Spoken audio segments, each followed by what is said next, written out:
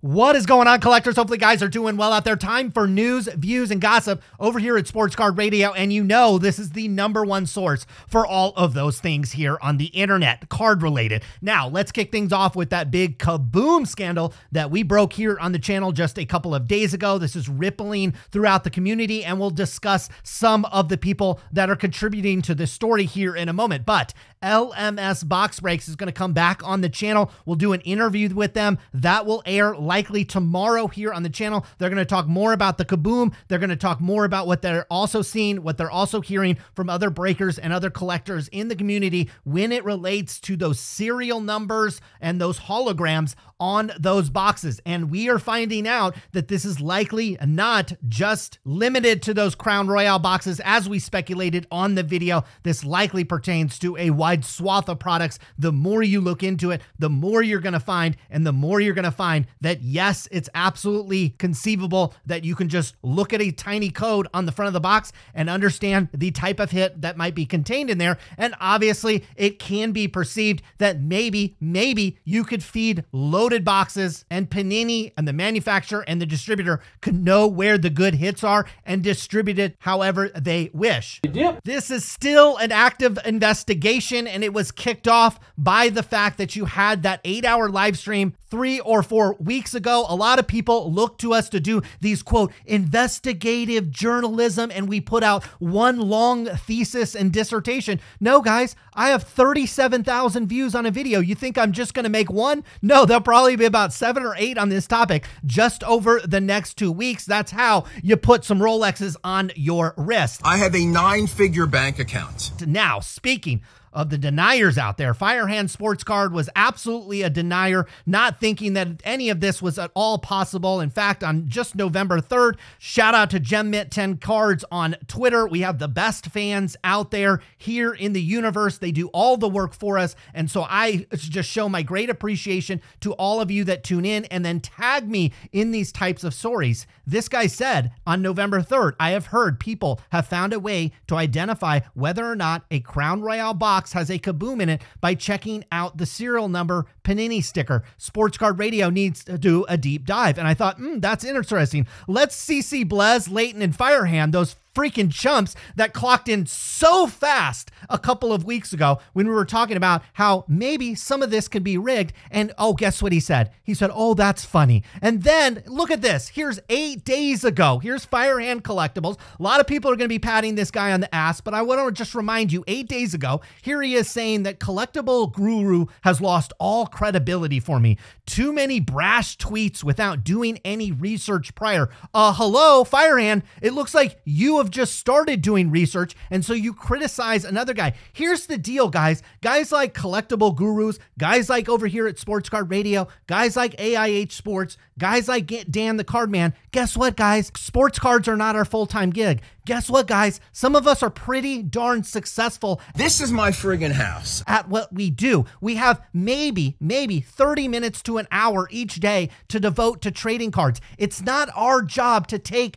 things from rumor to speculation to fact. There is a lot of value in putting out rumors, putting out speculation, putting on your tinfoil hat, and then letting the rest of the community that cares even more and has a much greater financial stake in this. And Firehand Cards, as far as I'm concerned, his full-time job is trading cards. So it's actually your job to do the research. It's your job to take speculation. You're finally doing it. So glad you're finally doing it. But 8 weeks ago, you were disparaging the people that led you to the investigation that you're doing now. You fucking idiot. That's drama. He goes on to say then he deletes them or doesn't respond at all when he's getting called out. Guys, look, I'll show you my Instagram. I'll show you my Twitter. I get hundreds of DMs. This is just on this channel. I have another channel that's 10 times larger than Sports Card Radio. You think I got time to get back to everybody? Come on, you little idiots. No true interest in getting to the bottom of the issues. That's your job, buddy, or making things right after wrongly throwing somebody's name or reputation under the mud. No, Backyard Breaks is supposedly the biggest breaker. Oh my God! Oh my God! Holy shit! I have everybody telling me they're Furta, they're everything. They break all the time. They're on 24/7. They're the biggest thing ever. They're bigger than Leighton. They're bigger than Mojo. They're bigger than Firehand, all combined. Seems like their reputation and their business is doing just fine, probably because you have these OG breakers that are just completely washed. And the minute they can stomp on these guys' necks, they actually clock in and defend them. That's how stupid these guys are. He says he's just looking for likes, impressions, and clout. No, guys, we're looking for you guys to do the work. You guys that are financially tied to this hobby. You guys that this is your career and this is your job. A lot of us are successful in a lot of other things, and this is strictly a hobby for us. It's your job to get to the bottom of this stuff. And you should be ashamed that people like Collectible Guru and Sports Card Radio, who spend more time wiping our butts in the day than thinking about trading cards, have come up with information that you should have been more curious about weeks ago. You should be ashamed of yourself. Now, here's again, Firehand 3 weeks ago. Loaded cases sent directly to breakers is fake news. How do you know that? Panini would send us boxes and we'd hit amazing hits. And I was always thinking, well, good thing I'm giving these things away. Here's another beauty from Firehand just a couple of days ago. He says, here's the kicker. Ready? Show me 2 boxes of Crown Royale basketball that have different numbers on the outside of the box. I'll wait. This guy you're telling me this guy has been breaking cards for this long, and just now, he's starting to look at these hologram stickers and he's starting to realize that there's different numbers on them. And then finally, this guy, who again, his whole business, his whole livelihood relies on these trading cards. Well, finally, he's the one doing the research. He's the one doing the legwork. And he opened up 1-and-1 basketball boxes, which got to be one of the worst names I've ever seen of a product. And he's noticing, it looks like to me, any box that starts with NC 104 and you're getting a heck of a hit. Kate RPAs, Downtown Luka, a sneaker, Downtown Levine, Downtown LaMelo. I mean, some of these things don't make any sense to me, but look, those sound like pretty darn good cards. And so before any of you out there start to disparage like a Collectible Guru,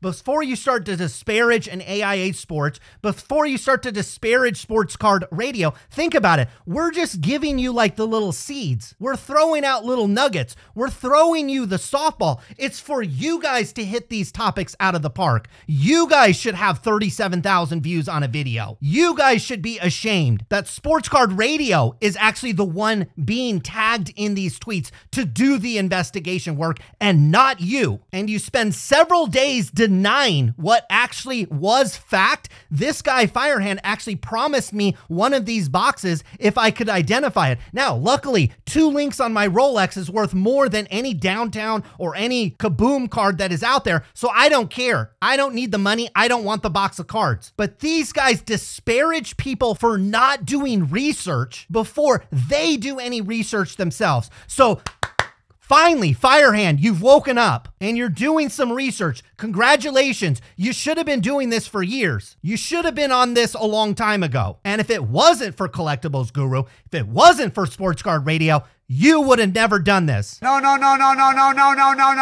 And before we start throwing out the possibilities that loaded cases could be possible, before looking at a hologram on the front of the box could lead you to a case hit, before we throw that in the garbage, do a little research yourself. Finally, some people in this hobby with 2 brain cells are actually starting to use them. Now, speaking of a low brain cell count, PSA absolutely has low brain cells. They constantly have screwed up this group submitting model. We obviously had Mark's cards earlier this year. As you know, with me, it's all about the vibes. And the latest group submitter, which maybe is big, it seems like, is Ludkin Collectibles out of the UK.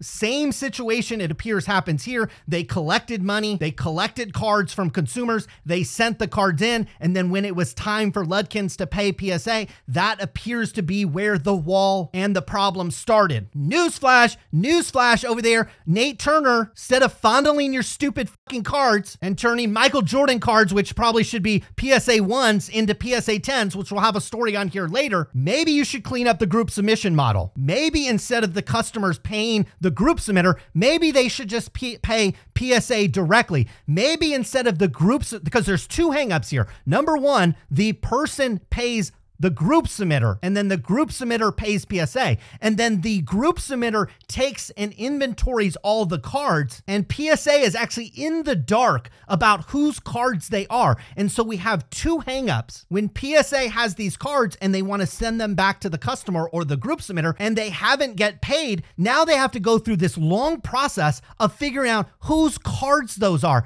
PSA, set up a form on your website where the customer submits the cards that they are going to submit, then they pay you directly, and then they box those cards up, and then they send those to the group submitter, because an insurance policy will be able to cover just strictly the cards moving. And then if there's any kind of mix-up, PSA knows whose cards these are, and PSA already has payment. I understand there are upcharges at PSA, and I think that's a terrible business model, and I think they should simplify that. But in the meantime, that is part of their business model, and I understand there are upcharges, and those can complicate things. But the most important thing to clean up in this situation is that PSA needs to collect the data of whose cards are whose, and they need to collect the money. The group submitter should simply just be a shipping mailman, because I can understand a group submission's greatest value add to this process is simply grouping a bunch of cards together and then shipping them in one box or in a series of boxes to cut down on logistics and cut down on shipping costs. That's the only value they should provide, and that's the only thing that they should be in charge of. PSA, clean up your act. You guys are morons. Yeah, boy, drop them, baby. Drop them. Now, we were on a live stream just yesterday with AIH Sports. I'll have a link to that in the description below. It wasn't 8 hours, but we did go for about 2 hours. We certainly took our shots at a lot of people in this industry, including the haters, including somebody that has appeared on this channel more recently. And obviously, we had to take a shot at Great Curator as well. Here we go! Here the fuck we go! Here the fuck we go! Don't be surprised if he has more Instagram rants this week, as we'll probably send him off the rails again. Now, my buddy, Run Good Life, this was a couple of weeks ago, posted a video about an apology to Steel City's Collectible. And this is related to, he posted a video several weeks ago, or now it's probably several months ago, or at least a month ago at this point, where he talked about how he got these national packs, I believe, and he had bought them from Steel City, and he felt that those packs had been rummaged through. And certainly with the Kaboom information that we have more recently, certainly seems absolutely plausible that you could go through a Father's Day pack, a national promo pack, and see these. Now, I have gotten my stinky little hands on these promo packs in the past, and look, you didn't have to bust out a digital scale. You didn't even really have to bend them. You could look at them from 4 or 5 feet and tell what was a good pack and what was not a good pack. That's not speculation. That's not a tinfoil hat conspiracy theory. These are the facts. And certainly if you busted out a digital scale, certainly if you wanted to fondle or molest any of these packs, you could tell what were the good packs and the bad packs. And so is it conceivable, based on what we know about those facts, what we know about those national packs, what we know about Father's Day packs, what we know about any of these one-time kind of promotional packs, given that they are so easily searched by even the most novice collector, and then follow that on to what we know about the serial numbers on the front of the box. Is it conceivable that Steel City Collectibles searched those packs? Is it conceivable that a company like that could rummage through those packs? I don't think it's just conceivable. I actually think it's probable. And now we have to start to wonder, are the DA card worlds, are the blowout cards of the world, are the Steel Cities of the world? I guarantee you they knew about all these codes a long time ago, folks. These guys aren't as stupid as Firehand Collectibles. They knew about these codes a long time ago. Is it conceivable that the Steel Cities and the blowouts and the DA card worlds have been looking at the little holograms on the front of the boxes and putting those aside, or putting those in their group breaks, or putting those in their pockets? Is it conceivable? Yes, it is. Is it probable? Yeah, it probably is. More PSA stuff. This relates directly to Nat Turner. Now, unfortunately, he deleted his tweet, which I couldn't find a picture of, but essentially he tweeted kind of brag photos of some Michael Jordan cards and some other cards that he had recently graded. and they achieved, oh, shockingly, the owner of PSA submits cards, and oh, shockingly, they come back PSA 10. Well, there was one card in there where only 65 had received a gem mint because it had all these little cuts and slices to it, and there was literally like a chunk missing. And then if you zoomed in, there was a ton of soft corners on the little edges. And so there's just this massive conflict of interest over at PSA. The fact is you have Nat Turner, who's like a super collector. He's submitting his cards to get graded. You think that he's going to get anything less than the top grades. On top of that, they own Golden. Jack-offs at Sports Card Radio is one. And so they get to shill bid and jack the prices of their own cards and the PSA cards to the moon, and probably tamp down any SGC or BGS to just make their service and their product look even better. And on top of that, they bought Card Ladder, so Card Ladder can say, guys, this was an official sale. That's all we're going to say. We're not going to show you the wire transfer. The guy that bought it is not going to come here and flex. You think if you had some nice cards or a nice watch, you'd flex it a little bit? I mean, that's all my Twitter feed is. That's all my Instagram feed. And I actually like seeing that. I like seeing you guys flex your cards. I like seeing you flex. I like seeing your good cards. I like seeing you get your submissions back from SGC or BGS or PSA and you show them off. Guys, this is your hard-earned money. This is your hobby. These are your collectibles. Show them off. Have you ever seen anybody buy a 6 to 7 figure card recently and actually flex and show it off? And some of you guys are saying, well, these guys are humble. I've got 5 acres on a golf course. No, they're not. If you can afford a 7-figure card, chances are you have a 7-figure car that you have on your Instagram reel, or you wear a 5-figure suit and you take a picture of it, or you have a 5-figure watch and you show it off every once in a while. You think somebody would do all that and then all of a sudden buy a card and not show it? So I got serious problems with PSA.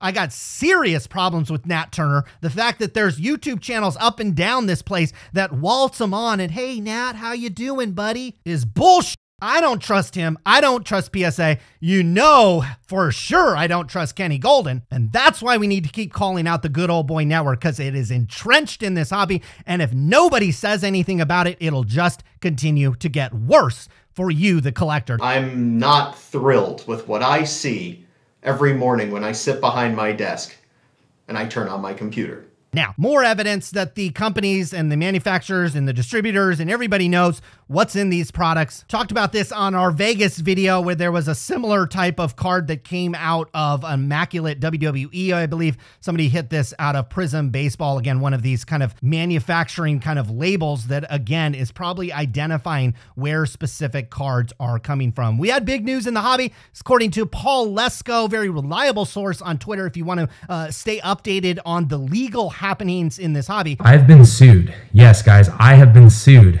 He is absolutely the source to go to. He says it appears that the Panini's motion to blow up the redemption case. So essentially, Panini motioned the court to just throw the redemption class action lawsuit, just to throw it out entirely. It looks like it was denied in its entirety, so we should have further news coming for that. Now, for some fails of the week, you had Dalvin Cook. He never played for Michigan. You have a Juan Soto sticker autograph on a Fernando Tatis Jr. card. That might be a good trade-off. Who knows? And then finally, you have Topps being the bearer of bad news, as it looks like a UK distributor center was broken into at a checkpoint, and more than half of the shipment in it was taken, and they're not going to reproduce these cards. I'm sure you'll see them for sale on the black market. PSA DNA can't certify probably the most fake signature out there. Here's a Babe Ruth signature on a ball that just looks too good to be true, and it truly was. There's a lawsuit tied to that baseball. It looks like the Giannis Antetokounmpo and Leaf lawsuit that was on the verge of being settled, but Brian Gray, as we know, is as pompous as they come, and it looks like Leaf released additional violating products even after this case was filed, and it looks like the Greek Freak is going back to court with Leaf. Target has officially removed their 5 per person limit on trading cards, just a sign of the time that trading cards demands have starting to fall down a little bit, but I actually think this is good news for the hobby. I actually think this is what is better for the hobby, the fact that we don't have people beating each other's up in front of these Targets and Walmarts. And if you want a box, you want a blaster, if you're there with your son or your daughter and you want to grab one, you can get one. And look, if you want to buy all 20 of them, you can do that as well. Now, this was really interesting. SCU Uncensored on Twitter, certainly worth a follow. Certainly if you're into WWE cards, definitely somebody that's a great source for that information and pictures and information on those cards. He said he was just made aware of this card here. It's an Adrian Peterson and Calvin Johnson 2007 Topps Rookie Premier card. This was not only graded as certified authentic by PSA, but it was also sold on the PWCC marketplace. And I understand some of you guys are new to this hobby. So we spent about $50,000 on 2 James Harden cards. Some of you guys aren't quote unquote OGs, which I would certainly put SCU and myself in. I remember this guy just posting article after article and providing a lot of information. Here's an article dated January 23rd, 2015. I probably read this article as he published it, talking about how you should stay away from the 2007 Rookie Premier Auto. So clearly the people grading these cards are not very old in this hobby and are probably green and probably only know from Luka's rookie year to today. Those are the only cards that they know about. And PWCC, we know that you could put dog poop in a PSA holder and they would sell it, but this is a fake card, and the most of these cards are fake.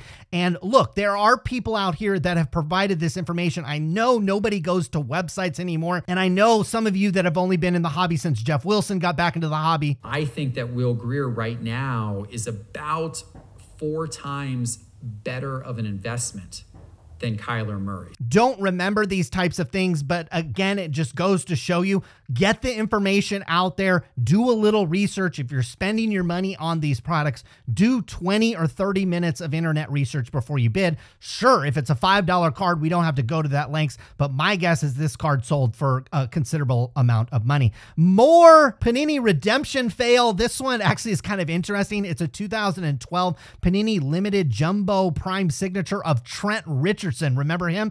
That is numbered out of 25. What a sweet deal for Panini. They put this card out 10 years ago. Trent Richardson was a top pick and he had a decent career. He was somewhat relatively well collected for maybe a couple of years, but you get to put this in your products, sell them for full price, and then wait until he's probably on his second shift at Whole Foods or something. And so his autograph prices probably have absolutely come down. And then we've got this one. We've got a 1-of-1 super refractor. So this guy pulled this 1-of-1 super refractor Albert Pujols, and it clearly was peeled. That's really a bummer. Okay, when I would see this type of damage on a card, I've talked about it here that, look, if you've got a little bit of a ding or a little bit of scratch, I've seen some people complain, or the card's really off center, they want to send it back, and I would just take the L. Obviously, 1-of-1 super refractor with this type of damage in it is a super, super bummer.